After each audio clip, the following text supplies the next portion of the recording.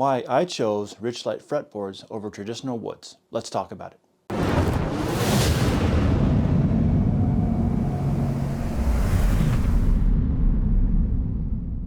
Join me as I dive into the world of guitar fretboards and challenge myself to prove why I think Richlite is way better than traditional wood. Richlite fretboards have been gaining popularity among musicians, and it's easy to see why. They offer a unique combination of sustainability, consistency, and playability that's hard to find with traditional wood fretboards, in my opinion. Traditional wood fretboards can be a real pain to maintain, requiring constant adjustments and polishing to keep them playing smoothly. They are also prone to warping and cracking, which can be a major problem for guitarists who play in different environments. I play in a very hot environment. I'm in Arizona, so yes, it gets hot here, and at times, sometimes humid. So environments play a pretty key role in why I choose Richlite over traditional wood for my fretboards. On top of that, you may have to wait for a natural wood fretboard. The shop may not have one available. They might have to order the wood. It might be a special wood they get from somewhere else. They might have to harvest it from somewhere. Then they might have to get the wood and then treat it before they can even start working on it with your board. All that involves time added to your build with natural woods. Most of the shops I've gone to have an abundant supply of Richlite, so there's no wait period. The shops I go to, keep in mind. That might be different where you're going, but in general, the wait time for me for a Richlite is a lot quicker than the wait time for, say, rosewood or ebony. Many guitarists, myself included, have experienced the frustration of dealing with a fretboard that's become uneven or rough over time, affecting the sound and playability of their instrument. I'm actually going to talk about that on one of my guitars later on. The durability of traditional wood fretboards is also a concern, as they can be damaged easily by scratches and dents or extreme temperature changes, including hot to cold or cold to hot, a dry climate versus a wet climate, or if you live in an area where one day it's humid as heck and the next day it's dry as heck. That all can affect the durability of a natural wood fretboard. This can lead to costly repairs or even require a complete replacement, which I'm actually thinking about doing on one of my guitars right now. I'll talk about that later when I get to the guitar I'm going to talk about with the problem I'm having with the wood fretboard.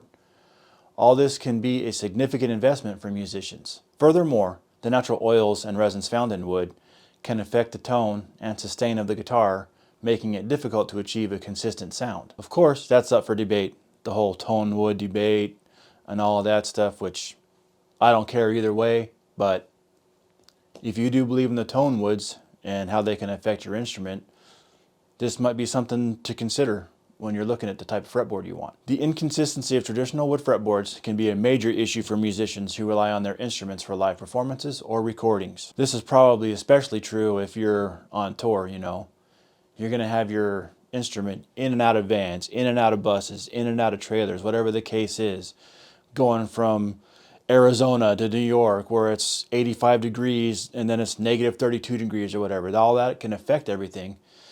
And to have something that's not wood on your guitar, like for instance the fretboard, that can decrease the inconsistencies. Yes, you still have a wood guitar. Yes, it's still prone to all that stuff, but having something like the Richlite can minimize that at least. Wood is a natural material that's susceptible to changes in temperature and humidity, which can cause it to expand or contract and affect the playability of the fretboard. This can be a real challenge for guitarists who need to deliver a flawless performance every time they step on the stage. Now, Richlite fretboards, on the other hand, they're made from a highly durable, sustainable material that's resistant to warping, cracking, and damage. They offer a consistent playing feel and tone regardless of the environment or conditions you might be in. Richlite fretboards are also very low maintenance, requiring only occasional cleaning and no polishing or adjustments.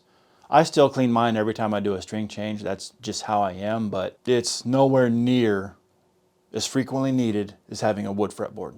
This makes them a great choice for musicians who want a hassle-free playing experience. One of the biggest advantages of Richlite fretboards is their ability to withstand extreme temperature changes without affecting the playability or tone of the guitar. They're also highly resistant to scratches and dents, making them a great choice for musicians who are rough on their instruments, like me.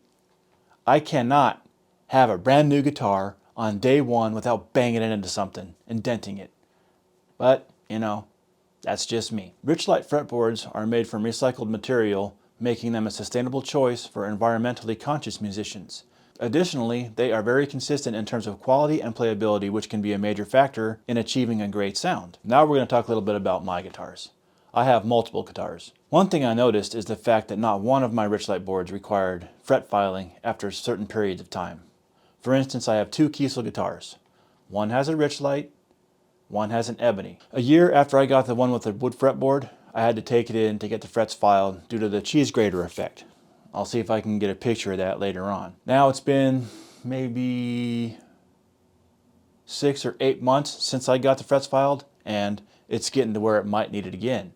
I'm actually thinking about taking the guitar into my luthier and seeing if he can swap out the wood for Richlite, because this is twice in under 2 years that I'm going to have to take the thing in to get it filed down because of the fretboard shrinkage. I don't know what's causing it, but none of my Richlites do that at all. I've had them for about the same amount of time as the wood. Like I said, the one with the Richlite, not an issue. Not an issue whatsoever. It is still consistent to the day that I bought the thing and took it out of the box. No scratches, no wear and tear on it really, easy to clean. The frets aren't acting like cheese graters due to the fretboard shrinkage. I mean, it's just that right there alone is enough for me to choose Richlite over natural woods. Richlite fretboards offer a superior playing experience and more sustainable option for musicians. They're consistent, they're durable, they're resistant to temperature changes, which all makes them a great choice for guitarists who want a hassle-free playing experience. If you've had any experience with Richlite versus traditional wood fretboards, I'd love to hear about it in the comments below. Again, thank you for your support to this channel. I hope you enjoyed the video. I hope it was informative, and I'll see you guys next time.